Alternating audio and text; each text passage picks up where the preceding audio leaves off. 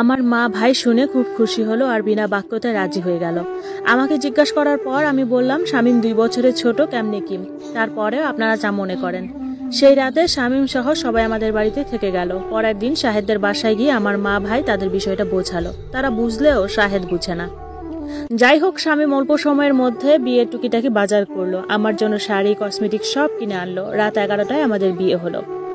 বাড়িতে পৌঁছে দেখলাম আমার রুমটা ফুল দিয়ে সাজানো। আমি ওঠার আগে আমার 4 ছেলে মেয়ে বিছানায় উঠে খাটে লাফাতে শুরু করলো। যা সাজানো হয়েছে সব নষ্ট। বাসর রাতের দিন 4 ছেলে মেয়েকে মাঝখানে দিয়ে 2 জন 2 সাইডে শুয়ে পড়লাম। পরে শামীম আমাকে চেইন সহ অ্যাশ লেখা একটা রকেট উপহার দিল, আমাকে পরিয়ে দিল। তারপর আমরা 2 জনে নামাজ আদায় করে নিলাম। আমি ঘুমের ঘরে শেষ। এসব বিয়ে শাদী বাসর রাতের কোনো ফিল নেই, বিছানায় শুয়েই ঘুম। শামীম 5 মাসের ছুটিতে এসেছে, আবার চলে যাবে। সুখেই যাচ্ছিল দিনগুলো। একদিন বৃষ্টি হচ্ছিল, রাত তখন 2টা, বাচ্চারা ঘুম। আমি উঠে একটু চা খাচ্ছিলাম। শামীম কি মনে করে যেন আমাকে কোলে তুলে নেয়। বিবাহিত জীবনে এই প্রথম তার ছোঁয়া। শামীম আমাকে পাশে একটা রুমে নিয়ে গেল, তারপর খুব কাছে আসতে লাগলো। আজ বহু বছর পর কোনো পুরুষের ছোঁয়া পাচ্ছি। শামীমও তাই। 2 জনেই উন্মাদের মতো 2 জনের মধ্যে হারিয়ে গেলাম। সকালে উঠেই লজ্জা পাচ্ছিলাম কেমন যেন। উঠে গোসল করে নিলাম, তারপর বাচ্চাদের স্কুলের উদ্দেশ্যে রওনা দিলাম। শামীমের ছুটি শেষ হওয়াতে শামীম চলে যায়। আমি আবার বাচ্চাদের নিয়ে আমার নিত্য রুটিনে মগ্ন হয়ে গেলাম। শামীম চলে যাওয়ার পর থেকে আমরা সবাই তাকে খুব মিস করছি, বাচ্চাগুলোও। শামীমও কাজের ফাঁকে ফাঁকে সময় পেলে ভিডিও কল দেয়।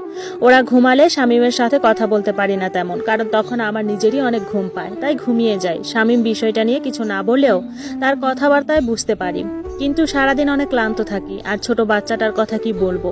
শামীম কল দেয়, বাচ্চাদের সাথে কথা বলে। আমি শামীমের সাথে তেমন একটা কথা বলি না, খুব দরকার ছাড়া আর সাংসারিক বিষয় ছাড়া আসলে কথা বলার সময় পাই না।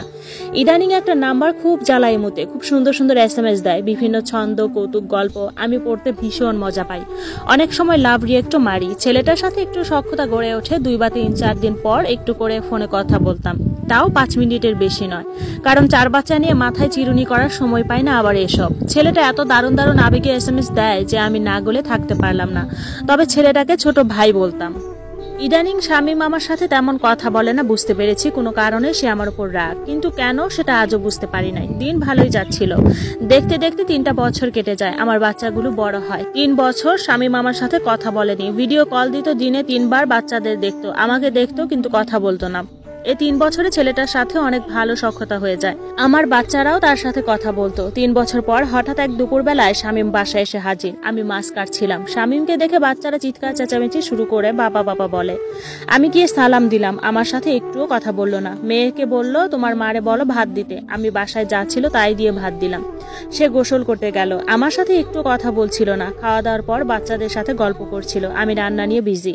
রাতে খাওয়া দাওয়া সব শেষ করে যখন সবাই ঘুমাতে গেল, আমি শামীমের রুমে গিয়ে বললাম, কি হয়েছে, কেন রাগ তুমি আমার উপর? তার পা ধরে কান্না করে দিয়ে বললাম, কারণটা তো বলো। তখন সে কিছু বলল না। অনেক সময় পার হওয়ার পর বলল, পরপুরুষের সাথে কথা বলতে ভালো লাগে? আজ 3টা বছর তোর তামসা দেখছি। আমি অবাক হয়ে যাই। তখন সে বলে, তোর ইমুর কোড আমার কাছে আছে। আমি বললাম, আমি কিছু করিনি, তার SMS গুলো শুধু পড়তাম। তখন বলে, পড়াচ্ছি SMS। সে আমাকে ধাক্কা দিয়ে বিছানায় ফেলে দেয়। আমার সারা শরীর কুকুরের মতো কামড়াতে থাকে। আমি বললাম, শামীম দয়া করে ছাড়ো, ব্যথা পাচ্ছি। সে বলে, জামাইরা তোর ভালো লাগছে না? সারা রাত সে আমাকে এভাবেই শারীরিক নির্যাতন করে। আমার কোনো কথাই শুনছিল না, আর আমি তার সাথে জোরের দিক দিয়ে পারছিলামও না।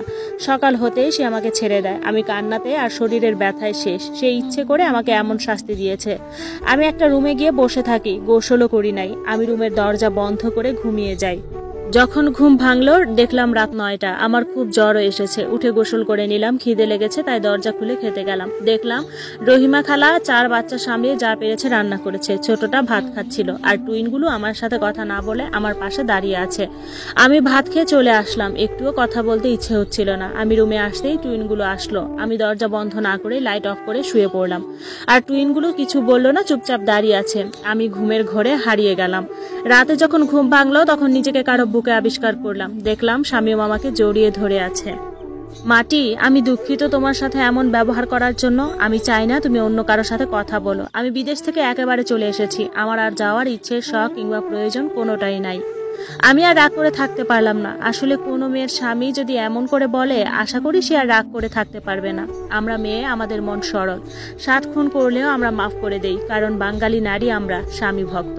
শামীমের বুকে শুয়ে রইলাম। আমার জ্বর কমছিল না। বহু বছর পর আমার জ্বর উঠেছে। পুরো বিছানায় পড়ে গেলাম। টানা একটা মাস জ্বরে এত কষ্ট করেছি, বাচ্চাদের দিকেও ফিরে তাকাতে পারতাম না। শামীম আর আমার মা রহিমা বাচ্চাদের সামলিয়েছে। আমার ছোট ভাইয়েরও বিয়ের বয়স হলো। জ্বর থেকে সুস্থ হওয়ার পর তার জন্য মেয়ে দেখা শুরু করলাম। আল্লাহর রহমতে মন মতো একটা মেয়ে পেলাম। বিয়ে নিয়ে আমি আর আমার বাচ্চারা অনেক অনেক খুশি, যা বলার মতো না। গায়ে হলুদের দিন আমরা সবাই মিলে বাচ্চারা সহ হলুদ নিয়ে রাতের বেলা মেয়ের বাড়িতে গেলাম। মেয়েদের ছাদে গায়ে হলুদের আয়োজন করা হয়েছে। ছাদটা বিশাল বড়। আমরা সবাই ছবি তোলা আর আনন্দে মগ্ন। আমি ছোটটা আর টুইন একটা আমার সাথে, মেয়েটা তার নতুন মামির পাশে বসে আছে, ছেলে টুইন আর একটা শামীমের কাছে। হঠাৎ করে শামীমের চিৎকার এলো, কারণ আমার টুইন বেবি খেলতে খেলতে ছাদ থেকে পড়ে যায়। ছাদের 3 পাশে রেলিং দেওয়া, এক পাশে এমনি বাঁশ দেওয়া, কারণ ওই সাইডে ঘর উঠাবে সেজন্য। আর শামীমের একটা কল এসেছিল, তখন সে কথা বলাতে বিজি। শামীম মনে করেছে বাচ্চা আছে তো পাশেই। আমরা সবাই তাড়াতাড়ি নিচে যাই, গিয়ে দেখি আমার বাবুর মগজ সহ বের হয়ে গেছে। হায় আল্লাহ, জায়গায় মারা গেছে আমার বাচ্চাটা। আল্লাহ আমাকে কেন জীবিত অবস্থায় আমার বাচ্চাটার লাশ দেখালো? শামীমকে ইচ্ছে মতো মেরেছি। বলেছি তুই বাচ্চা সামলাতে না পারলে নিয়েছিস কেন? শামীম তো বাচ্চা শোকেই হুঁশ হারিয়ে ফেলেছে। তাকে তাড়াতাড়ি হাসপাতালে অ্যাডমিট করা হয়। পুলিশ আসে।